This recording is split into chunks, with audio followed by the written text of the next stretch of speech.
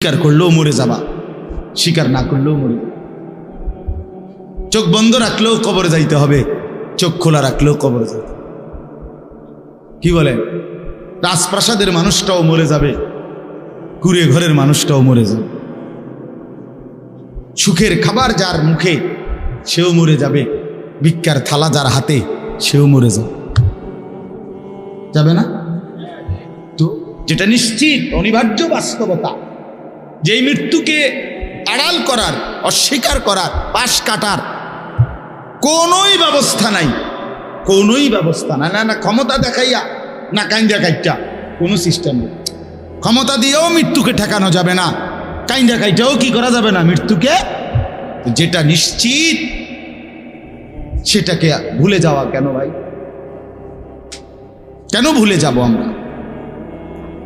আল্লাহ নবী সাল্লাল্লাহু আলাইহি ওয়াসাল্লামের যেই হাদিস আমি পড়ছি, এটাই নবীজি বলছেন, আকসিরু যিকরা হাদিমিল লাযযাত, আমার উম্মত প্রতিদিন বেশি বেশি ওই জিনিসটাকে স্মরণ করো যেটা তোমার সমস্ত স্বাদ, আহ্লাদ, সমস্ত ব্যস্ততা সব কিছুকে স্তব্ধ করে দিবে। সব কিছু, সেটার নাম মৃত্যু। হাদিসে আছে মৃত্যু সব কিছু বন্ধ করবে। তোমার নাক, তোমার চোখের দৃষ্টি, তোমার কানের শ্রবণ শক্তি, তোমার জবানের উচ্চারণ, তোমার জিহ্বার স্বাদ, তোমার হাতের নড়াচড়া, তোমার ব্যস্ততার এই জিন্দিগি স্তব্ধ করে দিবে। দিবি কিনা বলে? আমি অনেক সময় বলি, আমার প্রায় সময় জানাজা পড়তে গেলে মনে হয়, দেখবেন জানাজার নামাজেও মনে করেন 10:30 বাজে জানাজার টাইম দিছে, 10:30 জানাজা, 10:34 বাজে গেছে, 30-40 বাজে গেছে। কিছু মানুষের এই পরিমাণ অস্থিরতা, এই মিয়া টাইম টেবিল ঠিক রাখো না, কইলা 10:30টায় জানাজা, 10টা মিনিট ওভার হয়ে গেছে, কতক্ষণ খাড় করায় রাখবা? মানে উনি ব্যস্ত, ওনার এই 10 মিনিট সময় নাই। আল্লাহর কসম বন্ধু, এই মানুষটাও এরকম ব্যস্ত ছিল। যে মানুষটার জানাজা হচ্ছে এখন, যার লাশ এখানে শোয়ানো, এই লোকটাও এমন ব্যস্তই ছিল। তার হাতেও একদিন সময় ছিল না। আজ গোটা পৃথিবী সব আগার জায়গায়, এই বেচারা শুধু নিস্তব্ধ। চোখের সামনের জলজ্জান্ত মানুষটা স্তব্ধ, আর হাত নড়ে না, পাও নড়ে না, আর চোখ নড়ে না, জিহ্বা নড়ে না। এজন্য দুনিয়ার এই ব্যস্ততার ভিতর দিয়ে আমরা যদি মনে করি যে আমি শুধুই দুনিয়া, ভালো মন্দ, লাভ লোকসান, চাওয়া পাওয়া, প্রাপ্তি অপ্রাপ্তি, মনের চাহিদা পূরণ, সব কিছু শুধু দুনিয়া ভাইয়া, বাবা তো আখিরাত কার জন্য? কবর কার জন্য? তাইলে নবীজি সাল্লাল্লাহু আলাইহি সাল্লাম কাকে তাইলে আখিরাত বুঝাইতে চাইছে? আল্লাহর কোরআন এমন কোন সূরা নাই, কোরআন শরীফের 114টি সূরা, 114টি সূরার এমন কোন সূরা নাই, এমন কোন রুকু নাই কোরআনে যেখানে আখিরাতের কথা, পরকালের কথা আলোচনা নেই। এই পরিমাণ আল্লাহ তাআলা আখিরাত, আখিরাত, পরকাল, পুনরুত্থান, হাসরের মাঠ, এগুলো আল্লাহ তাআলা এতবার বলছেন, অস্বীকার করার, পাশ কাটার কোনো সুযোগ নেই,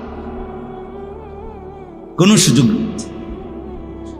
কোরআন শরীফে আছে সূরা মুলকের মধ্যে, জাহান্নামী যখন চিৎকার করবে, জাহান্নামের ফেরেশতারা তখন বলবে, আলাম ইয়াতিকুম নাযীর, এই নাফরমান, তোমারে কি কেউ কোনোদিন জাহান্নামের ভয় দেখায় নাই? ক্বালু বালা, সে বলবে হ্যাঁ, কদ জাআনা নাযীর, আমার কাছে বহু ভয় প্রদর্শনকারী বান্দা এসেছিল। কত ইমাম, কত খতিব, কত আলেম, কত ওয়াইজ, কত বক্তা, কত পীর, কত মাশায়েখ, কত আউলিয়া, কত বুজুর্গ চোখের পানি ফেলে ফেলে বারবার বারবার আমার এই জাহান্নামের কথা বলছিল, কিন্তু ফাকাদ্দাবনা, আমি মিথ্যা মনে করেছি।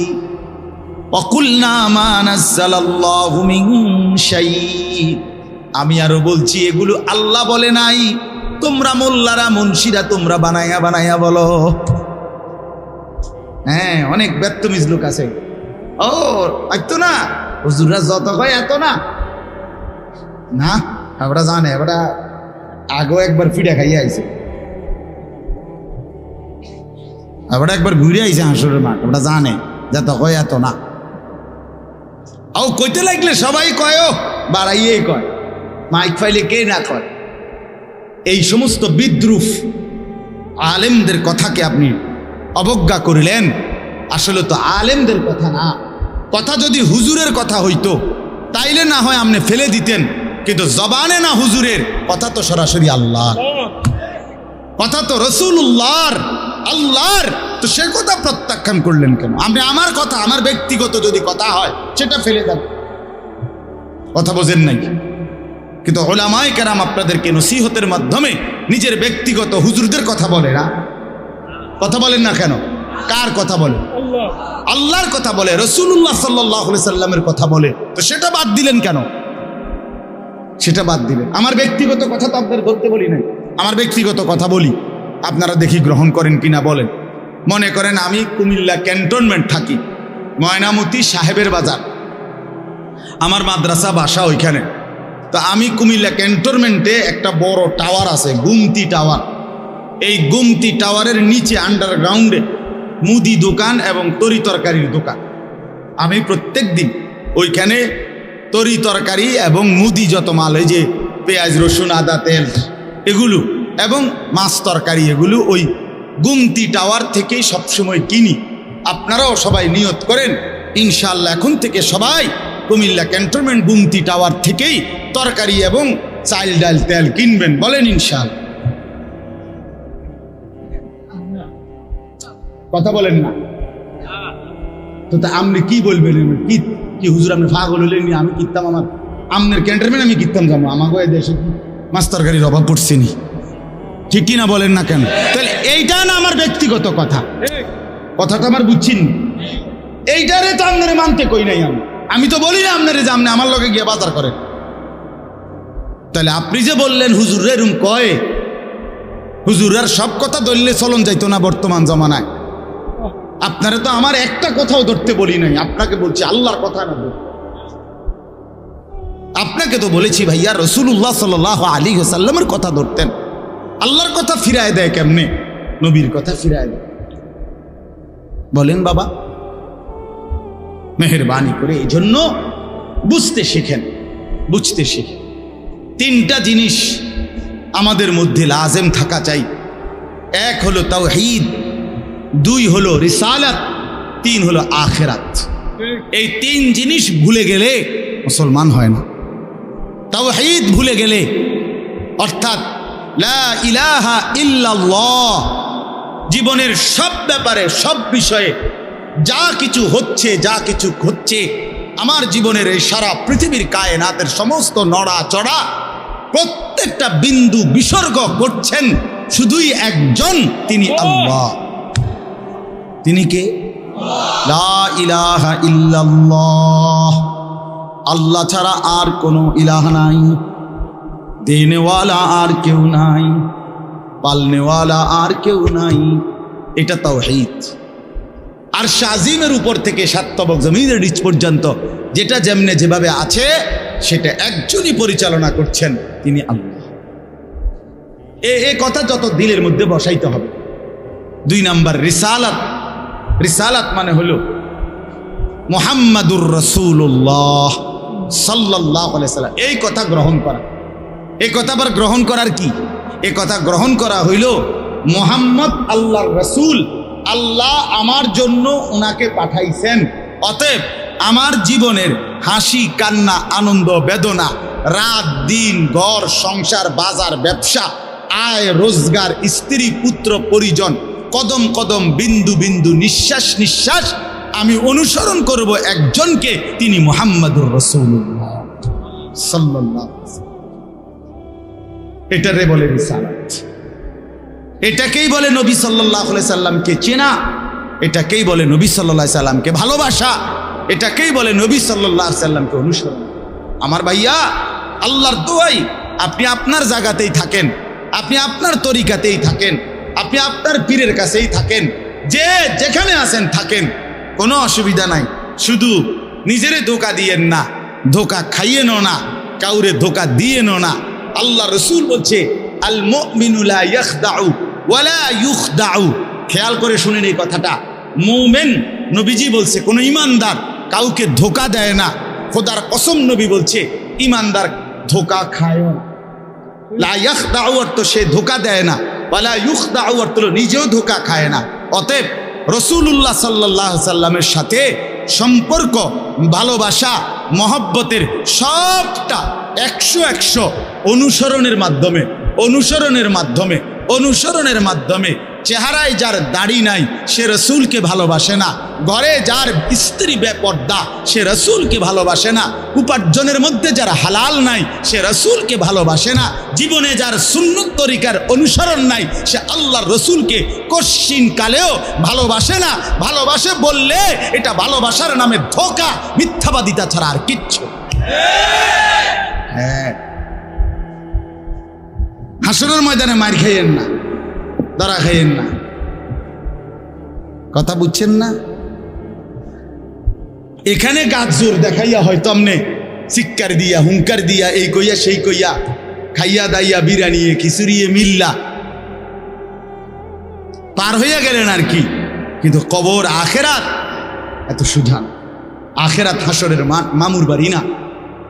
হাসরের মাঠ নানার বাড়ি না, আমনের চাচার শ্বশুর বাড়ি না। হাসরের মাঠ সেই মাঠ ১৬ লক্ষ আম্বিয়া, আদম থেকে মুহাম্মদ সাল্লাল্লাহু আলাইহি সাল্লাম পর্যন্ত সমস্ত নবী রসুল যে মাঠের ভয়ে আল্লাহর কাছে দিবানিশি কাঁদছেন, সেই মাঠের নাম হাসরের মাঠ। সব নবী আল্লাহর কাছে হাসরের মাঠের ব্যাপারে দোয়া করছে। আমাদের নবী সাল্লাল্লাহু আলাইহি সাল্লাম পর্যন্ত যার কোনো গুনাহ নাই, যিনি নিষ্পাপ, সেই নবীজি পর্যন্ত 5 ওয়াক্ত নামাজের পরে সব আলেমদেরকে জিজ্ঞাসা করেন, নবীজি নিয়মিত 5 ওয়াক্ত নামাজের পরে দোয়া করতেন, আল্লাহুম্মা হাসিবনি হিসাবান ইয়াসীরা। আল্লাহ, হাসরের মাঠে আমার ভয় লাগে, আমি মুহাম্মদের, আপনার বন্ধুর হাসরের মাঠের হিসাব সহজ করে দিন। নিজের ব্যাপারে বলছে। এই জন্য বাপ রাগ হইয়েন না। 1 নম্বরে তাওহীদ, কলিজার ভিতরে ঈমান মজবুত করতে হবে। 2 নম্বরে রিসালাত, জিন্দেগির মধ্যে রাসূলুল্লাহ সাল্লাল্লাহু আলাইহি সাল্লামের অনুসরণ নিশ্চিত করতে হবে। কেন মেসওয়াক করেন না? আপনি জানেন নবীজি মেসওয়াক করতেন, এই জন্য করেন। কেন দস্তরখান বিছায়া খানা খান না? আপনি জানেন, শুনছেন যে নবীজি সাল্লাল্লাহু আলাইহি সাল্লাম দস্তরখান বিছায়া সমান জায়গায় খানা খাইতেন। এই জন্য আপনি ইচ্ছা করে এটা বিছান না, কারণ আপনার কলিজার ভিতরে সিদ্ধান্ত আমি মুহাম্মদুর রাসূলুল্লাহ সাল্লাল্লাহু আলাইহি সাল্লামের বিরোধিতা করি। কেন আপনি দাড়ি কাটেন? কারণ আপনি শুনছেন নবীজি দাড়ি লম্বা করতে বলছে, এই জন্য আপনি এটা বুঝাইলেন। রাসূলুল্লাহ সাল্লাল্লাহু আলাইহি সাল্লাম আপনি কইছেন, আচ্ছা আমরে দেখাম। আপনি জানেন, হ্যাঁ, আপনার বাম পাও দিয়ে ঢুকতে বাথরুমে, টয়লেটে মনে থাকে না। কেন মনে থাকে না? আপনি জানেন না এটা নবীজি বলছে। কথা বলেন না, নাকি ওই কাউমি মাদ্রাসার হুজুররা কইছে? কথা বলেন না। মেসওয়াক এটা রাসূলুল্লাহ সাল্লাল্লাহু আলাইহি সাল্লামের সুন্নত না কওমি আলেমদের সুন্নত? কথা বলেন না আপনারা। তো এটা করেন না কেন? কারে ওহাবি বলেন? কারে গালি দেন? কেন গালি দেন? কি বুঝে গালি দিলেন? কেন বললেন? বলেন, কি অপরাধের কারণে আমি রসুলের দুশ্মন হব? কেন? আমি মিসওয়াক করি এই অপরাধের কারণে না? কথা বলেন না কেন? আমি দাড়ি রাখছি দেখে এই অপরাধের কারণে। কোন আমার স্ত্রী পর্দানশীল, আমার মেয়ে পর্দা করে, আমার ঘরে টেলিভিশন নাই, আমার রোজগারের মধ্যে আমি হারাম করার চেষ্টা করি না, তো সব ক্ষেত্রে রাসূলুল্লাহ সাল্লাল্লাহু আলাইহি সাল্লামের সুন্নাতের উপরে চলার চেষ্টা করলাম, তা আমি রসুলের দুশ্মন কেন হলাম? আমি বুঝাইলাম, আমি বলতে মানে আপনি যে কোনো একজন আলেমে দ্বীনকে আপনি কেন নবীর দুশ্মন বলবেন? এত বড় জুলুম কেন করেন? এত বড় কেন জুলুম করেন বাবা? চা দোকানে বসে একজন আলেমের বদনাম করলেন, আপনি আন্দাজ করলেন একজন আলেমের ইলমের কদর কত? আমরা কিতাবে স্পষ্ট পড়ছি সারা পৃথিবীর ইমানদারের সমস্ত বন্দিগি আর আল্লাহর রাস্তায় জেহাদ, এই দুইটার পার্থক্য কদ্দুর। সারা পৃথিবীর ইমানদারের সমস্ত ইবাদাত একটি সমুদ্রের মধ্যে যদি কেউ আঙ্গুল দেয়, আঙ্গুল চুবায়, তো আঙ্গুলের অগ্রভাগে পানি লাগবে যে দূর, এতে করে সমুদ্রের ঢেউ তো বন্ধ হয়ে যাবে, ঠিক না? নৌকা চলা বন্ধ হয়ে যাবে না? সমুদ্র টের পাবে কিছু? কিতাবে স্পষ্ট আছে একজন ইমানদারে সমস্ত মুমিনের সব ইবাদত একত্র করিলে এইটার মর্যাদা হলো আঙ্গুলের অগ্রভাগের পানি। আর আল্লাহর রাস্তার জেহাদ ফি সাবিলিল্লাহ, জীবন দেওয়া, জেহাদ করা, এটা সমুদ্রের বাকি পানি। এরপরে লিখছে যে সমস্ত ইবাদত এবং আল্লাহর রাস্তার যুদ্ধ, এইটাও এবার একসাথ করেন। এই সবটা এবার ইবাদাত এবং কি জেহাদ সবটা একত্র করিলে আঙ্গুলের অগ্রভাগের পানি, খোদার কসম, আল্লাহর কসম, এলেম, কোরআন সুন্নাহর এলেম, এইটা সমুদ্রের বাকি। বিশ্বাস করে এবার বলেন এক আলেমে দ্বীনের কদর করে আপনি কারে টিটকারি করলেন? কারে? ওটা আপনার মসজিদের ইমাম ৬,০০০ টাকা বেতন দিয়ে আপনার চোখে লাগছে না?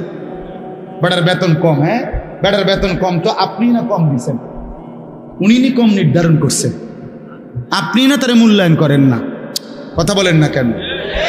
আমাদের সমস্ত একটা স্পষ্ট কথা খেয়াল করেন, যদি এক সমস্ত মুসলমানের টার্গেট হইতো যে আমি প্রত্যেক বিষয়ে আল্লাহর কোরআন রসুলের সুন্নাত মোতাবেক চলবো, তাইলে এই পৃথিবীতে মসজিদের ইমামের চাইতে ব্যস্ত জিন্দিগি আর কেউ পালন করার কথা ছিল।